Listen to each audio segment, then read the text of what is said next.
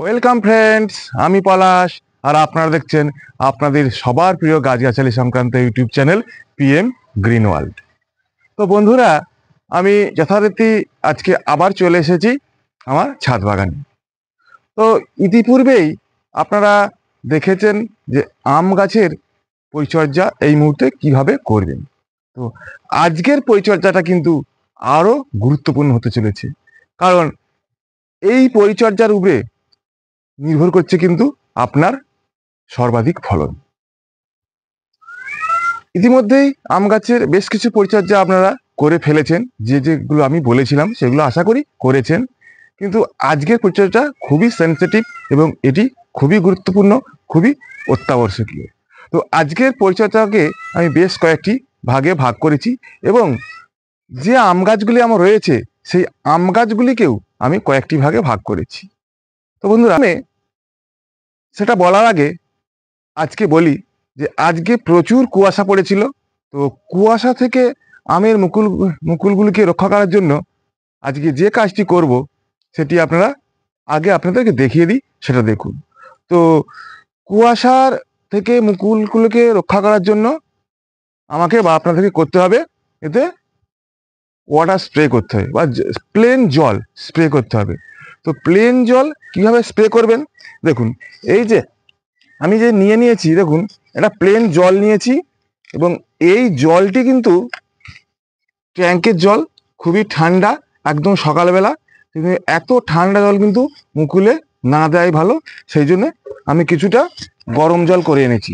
এই গরম জলটা কিন্তু এর সঙ্গে মিক্সড করে এই জলটার টেম্পারেচার কিছুটা বাড়াবেন, জাস্ট অল্প, নর্মাল টেম্পারেচার চলে এসেছে। তো এইভাবে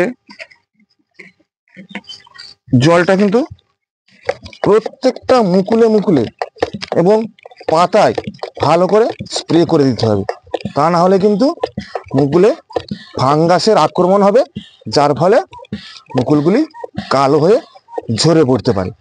তো এইভাবে কিন্তু বন্ধুরা প্রথমে প্রত্যেকটা গাছে কিন্তু ভালো করে স্প্রে করে দিতে হবে, এইভাবে স্প্রে করে দিতে হবে।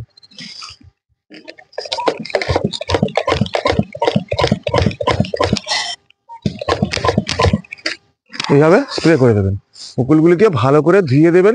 এটি করবেন একদম সকালে নয়, যখন সূর্যের আলো ফুটবে এবং পাতার উপরে যে শিশিরগুলো ঝুমেছিল সেই শিশিরগুলি কিছুটা শুকনো হয়ে যাওয়ার পর এটা কিন্তু করবেন। ব্যাস, এইভাবে বন্ধুরা আমি প্রত্যেকটা গাছ দেখাচ্ছি না, একটি গাছই করে দেখালাম, এটা আপনারা করবেন।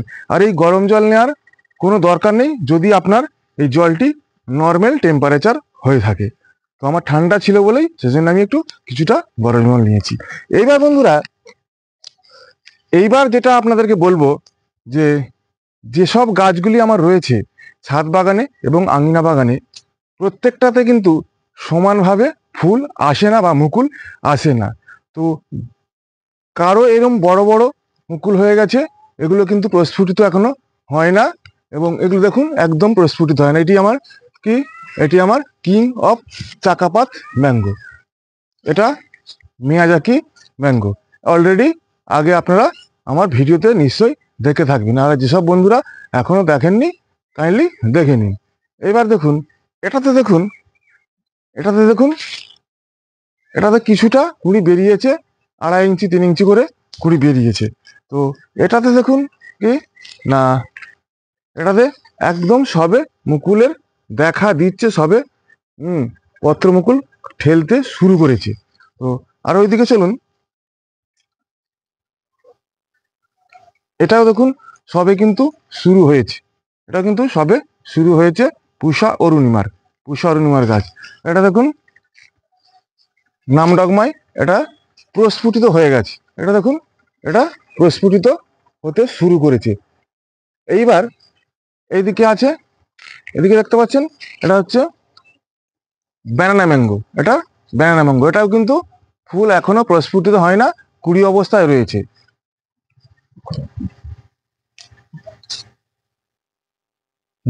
এইবার বন্ধুরা বলি যে এই গাছগুলিকে বা এই মুকুলের প্রস্ফুটিত অনুযায়ী আমি 4টি ক্যাটাগরিতে ভাগ করেছি। এটি হচ্ছে একটি ক্যাটাগরি, এখনো প্রস্ফুটিত হয় নাই।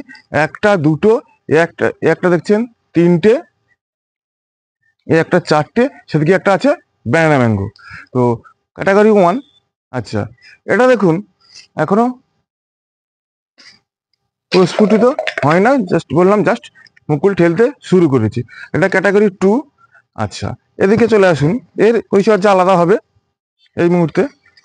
তো এটা দেখুন, যেটা বলেছিলাম প্রস্ফুটিত হয়ে গেছে অলরেডি, এর পরিচর্যা আলাদা। ওদিকে ব্যানানা ম্যাঙ্গো আলাদা। এদিকে রয়েছে কাটিমন, এর এখনো মুকুল ঠেলতে শুরু করে না, এরও পরিচর্যা কিন্তু আলাদা হবে। এইবার এখানে আসুন, এবার এই যে 4 নম্বর কি না, এই যে দেখতে পাচ্ছেন, এটি একটি অস্টিন ম্যাঙ্গোর গাছ। তো এর কুঁড়ি কিন্তু প্রায় ফুটবো করছে, এর পরিচর্যা একটু অন্যভাবে নেব। এইবার তাহলে বলি, নাম্বার 1-এর যে ক্যাটাগরি ভাগ করেছি আমি, এর পরিচর্যা কি করব না, আমি অলরেডি এতে 1 সপ্তাহ অন্তর অন্তর আমি ইনসেকটিসাইড প্রয়োগ করেছি। কুঁড়ি প্রস্ফুটিত হওয়ার সঙ্গে সঙ্গে 2বার অলরেডি দিয়েছি। কি দিয়েছি না, এতে মাকড়নাশক, যে জৈব কীটনাশক রয়েছে কাকা, সেটি আমি 2বার অলরেডি প্রয়োগ করেছি এতে এতে আর সবগুলিতেই। আর একবার কিন্তু এতে প্রয়োগ করব। জৈব কীটনাশক বলতে কাকা বল, এই যে কাকা, এটা আমি প্রয়োগ করেছি। এর ডোজ যেটা বলা থাকবে তার থেকে কিন্তু আপনি মুকুলে দিচ্ছেন তো একটু কম পরিমাণেই দেবেন। আচ্ছা, কাকা কখন দেবো, যখন প্রচুর ছোট ছোট মাকড়সা, লাল মাকড়সা, সাদা মাকড়সা, কালো মাকড়সা, বিভিন্ন ধরনের মাকড়সা এতে লাগবে, তাতে কিন্তু তাহলে কিন্তু আপনি এই কাকাটা স্প্রে করবেন। আর এছাড়া এই যে এটা দেখতে পাচ্ছেন, এটা কি, এটা প্রোফেক্স সুপার। প্রোফেক্স সুপার কখন প্রয়োগ করব, প্রোফেক্স সুপার কখন প্রয়োগ করব, যদি আপনি দেখেন যে আপনার গাছে লেদা পোকার আক্রমণ হয়েছে, তাহলে কিন্তু এই প্রোফেক্স সুপার এর ডোজ যেটা বলা থাকবে তার হাফ করে দেবেন, দিয়ে সেটি আপনি আপনার এই মুকুলযুক্ত গাছে স্প্রে করবেন। আচ্ছা, তারপরে কি করব, এইবার যদি দেখেন আপনার গাছগুলিতে সাদামাছি, জা পোকা ইত্যাদির আক্রমণ হয়েছে, তাহলে কিন্তু এই যে ইমিডাক্লোপিড গ্রুপের যে ওষুধ আপনি হাতের কাছে পাবেন, সেই ওষুধটি আপনি এতে এর ডোজের অর্ধেক করে, বারবার বলছি, যেহেতু মুকুল রয়েছে গাছে, বেশি স্প্রে করবে না, বা যে মাত্রা বলা থাকবে তার থেকে হাফ করে আপনি স্প্রে করবেন। আমার এটা রয়েছে মেগামিডা নামে একটি ইমিডাক্লোপিড গ্রুপের ইনসেকটিসাইড। এইবার বন্ধুরা, এবার আর কি করবেন, এইবার মুকুলগুলোকে ছত্রাকের হাত থেকে বাঁচানোর জন্য আপনাকে করতে হবে যে কোনো একটি হালকা ডোজের ফাঙ্গিসাইড। যেমন আমি নিয়েছি এখানে কার্বনডাজেন ও ম্যানকোজেব গ্রুপের স্প্রিন্ট। এই স্প্রিন্টটা আপনি জলে, 1 লিটার জলে ম্যাক্সিমাম 1 গ্রাম, ওর বেশি কিন্তু না, নিয়ে আপনি 1 সপ্তাহ অন্তর অন্তর ঘুরিয়ে ফিরিয়ে 1 সপ্তাহ দিলেন ইনসেকটিসাইড, তার 7 দিন পরে দিলেন স্প্রিন্ট, বা আপনারা অন্য কিছু অ্যামিস্টার টপ বা অ্যামিস্টার, এটাও কিন্তু প্রয়োগ করতে পারেন। তো দিলেন, তারপর কি করবেন, তাহলে কুঁড়ি শুরু থেকে একদম প্রস্ফুটিত হওয়ার আগে পর্যন্ত কিন্তু বন্ধুরা এই পরিচর্যা করতে হবে। তো এটা কভার করবেন 3বার, 2 থেকে 3বার ইনসেকটিসাইড আর 2 থেকে 3বার ফাঙ্গিসাইড। অ্যামিস্টার টপ বা অ্যামিস্টার বা স্প্রিন্ট, যে কোনো একটি ফাঙ্গিসাইড আপনি কিন্তু এতে প্রয়োগ করতে পারেন। এইবার প্রস্ফুটিত হওয়ার আগে কুঁড়ি পরিচর্যা করলাম। এইবার বন্ধুরা কি করব, এই গাছগুলিতে জল কিভাবে মেনটেন করব। যেহেতু আমার এই গাছগুলিতে কুঁড়ি অলরেডি চলে এসেছে, এগুলিকে আরও বৃদ্ধি করার জন্য এতে কিন্তু আমাকে ওয়াটার ম্যানেজমেন্ট সুন্দরভাবে করতে হবে। অর্থাৎ এই গাছের গোড়ায় সবসময় ময়েশ্চার রাখতে হবে, অর্থাৎ খুব কাদা কাদাও নয়, হালকা ময়েশ্চার অবশ্যই রাখতে হবে। খুব বেশি যদি আপনি কাদা কাদা রাখেন, তাহলে কিন্তু আপনার কুঁড়িগুলিকে ঝরে যেতে পারে, একটা সম্ভাবনা রয়েই যায়। এইবার বন্ধুরা ক্যাটাগরি টুতে কি, এই যে গাছটি দেখতে পাচ্ছেন এটি কি অস্টিন ম্যাঙ্গো। বন্ধুরা এই অস্টিন ম্যাঙ্গোর ক্ষেত্রে আমি বলি, বা এই ছোট গাছের ক্ষেত্রে আমি বলছি যে গত বছর আমি ছোট গাছে ফল নিয়েছিলাম। গাছের বয়স ছিল 9 মাস। এই ছোট গাছে আমি ফল নিয়েছিলাম বেশ কয়েকটি ভ্যারাইটিতে। আপনারা ইতিমধ্যেই আমার ভিডিও দেখেছেন যে আমগুলি কীভাবে ফলন হয়েছিল। ফল নেওয়ার পর যেটা আমি দেখলাম, গাছগুলির গ্রোথ একদম কমে গেছে। তো এই গাছটি যে দেখতে পাচ্ছেন কিং অফ চাকাপাত, এটাতে কিন্তু আমি ফল নিই না। তো এটা 1.5 বছরের মতো বয়স প্রায়। তো এটির আমি ফল না নেওয়ার জন্য এর গ্রোথ ঠিকঠাক আছে। প্রায় 32 থেকে 33 32টি ব্রাঞ্চ এতে রয়েছে। কিন্তু যখন আরেকটি একই বয়সী একসঙ্গে কিনা কিং অফ চাকাপাতের গাছ আমি নিয়েছিলাম এবং তাতে ফল নিয়েছিলাম, সেটি কিন্তু গ্রোথ অনেক কমে গেছে। সেটি আমার নিচের আইনা বাগানে রয়েছে। সেটিতে মাত্র 8টা না 9টা ডাল রয়েছে। তাহলে বুঝতেই পারছেন 30 থেকে 32টা গাছ ডাল করতে সক্ষম হয়েছি আমি, যেহেতু এটাতে আমি আম নিই না গত বছর। আর যেটা নিয়েছিলাম 8 থেকে 9টি ব্রাঞ্চ তৈরি করতে সক্ষম হয়েছি, তাও এই গাছটার মতো অত সুস্থ সবল নয়। তাহলে সেই অভিজ্ঞতা থেকে আমি এটি ডিসিশন নিয়েছি যে এই গাছটির আমি এই মুকুলটি রাখবো না। এই মুকুলটি রাখলে হয়তো আমি এবছর 1টি বা 2টি আম পেতে পারি। তো এই মুকুলটি আমি কিন্তু এই জায়গা থেকে কেটে দেবো।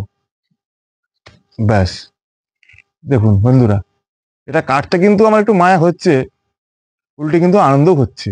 কারণ আমি এই গাছটিতে আগামী বছর খুব ভালো ফল পাবো। তো এইভাবে কেটে দিয়ে এই জায়গাটায় একটু ফাঙ্গিসাইডের প্রলেপ দিয়ে দেবো। এটা এটা গেল সেকেন্ড পরিচর্যা, অর্থাৎ যে ক্যাটাগরি আমি যে 4 রকম ভাগ করেছি আম গাছের মুকুলের, সে সেকেন্ড পরিচর্যা, অর্থাৎ ছোট গাছের মুকুল আমি রাখবো না। আপনারাও কিন্তু ছোট গাছের মুকুল রাখবেন না, তাহলে দেখবেন আগামী বছর এটিতে প্রচুর প্রচুর ফলন পাবেন। এইবার বন্ধুরা ক্যাটাগরি নম্বর 3, এটা কি দেখতে পাচ্ছেন? এটা দেখতে পাচ্ছেন চিয়াংমাই গাছের আম। এটি কিন্তু একটু লেট ভ্যারাইটি বলেই মনে হচ্ছে, এখনো মুকুল আসে না, শুধুমাত্র ঠেলতে শুরু করেছে। তো এর পরিচর্যা বন্ধুরা কি করব? তো আগে যা ভিটামিন এবং আরও যা যা প্রয়োগ করার ছিল আগের ভিডিওতে আমি বলেছি, সেগুলো আবার দ্বিতীয়বার বলছি না। সেগুলো অলরেডি এতে আমি প্রয়োগ করেছি, তার পরিচর্যা চলছে। এবং এখন যেটা সবচেয়ে গুরুত্বপূর্ণ পরিচর্যা, এতে কিন্তু জল টান দিতে হবে। সেগুলোতে বলেছিলাম কি জল দিতে হবে, এটাতে বলছি জল টান দিতে হবে। দেখতে পাচ্ছেন জল অলরেডি টান দেয়া রয়েছে, এতে কিন্তু মাটি একদম খটখটে। তো জল একদম আজকে জল দেবো, জল টান দেওয়া আছে, আজকে অল্প পরিমাণে জল দেবো। তো এইবার ক্যাটাগরি নম্বর 3 কি, 4 কি, এইদিকে আসুন। এই যে দেখতে পাচ্ছেন এটির কি, এই মুকুলটা কিন্তু চলে এসেছে, মুকুল প্রস্ফুটিত হয়ে গেছে, মুকুলও এসেছে এবং মুকুল প্রস্ফুটিত হয়ে গেছে। এতে কিন্তু আর কোনো রকম ইনসেকটিসাইড বা ফাঙ্গিসাইড প্রয়োগ করা যাবে না, কারণ এতে এবার মৌমাছিরা প্রচুর পরিমাণে আসবে এবং ফুলের পরাগ সংযোগ ঘটাবে, যার ফলে প্রচুর ছোট ছোট দানায় পরিণত হবে। যখন ছোট ছোট দানা পরিণত হবে তখন আর এক ধরনের পরিচর্যা হবে। তো এটাতে তাহলে কি বললাম, কোনো রকম ফাঙ্গিসাইড বা ইনসেকটিসাইড প্রয়োগ করা যাবে না। এর গোড়ায় কি করতে হবে, এতে কিন্তু পর্যাপ্ত পরিমাণ জল রাখতে হবে। পর্যাপ্ত পরিমাণ বলতে কি বোঝাচ্ছে, যে এতে জল দিতে হবে, খুব বেশি জলও দেবো না আর খুব কম জলও দেবো না। তাহলে বন্ধুরা এবার দেখলেন যে এই মুকুলযুক্ত গাছে আমি কোন গাছে কি রকম পরিচর্যা করলাম। আশা করি আপনারাও আমার এই টেকনিক ফলো করবেন বা নাও করতে পারেন, সম্পূর্ণ সেটা আপনার ব্যক্তিগত ব্যাপার। তাহলে আর এই ছিল আজকের ভিডিওটিকে আর দীর্ঘায়িত করছি না। যদি আমার এই ভিডিওটি দেখে ভালো লাগে, কাইন্ডলি প্রত্যেককে লাইক করবেন এবং বন্ধুদেরকে অজস্র অজস্র পরিমাণে শেয়ার করবেন। আর যেসব বন্ধুরা এখন পর্যন্ত সাবস্ক্রাইব করেননি আমার চ্যানেলটিকে, কাইন্ডলি তারা দয়া করে সাবস্ক্রাইব করে দেবেন এবং যারা অলরেডি সাবস্ক্রাইব করে রেখেছেন তাদের তো অসংখ্য অসংখ্য ধন্যবাদ। নমস্কার।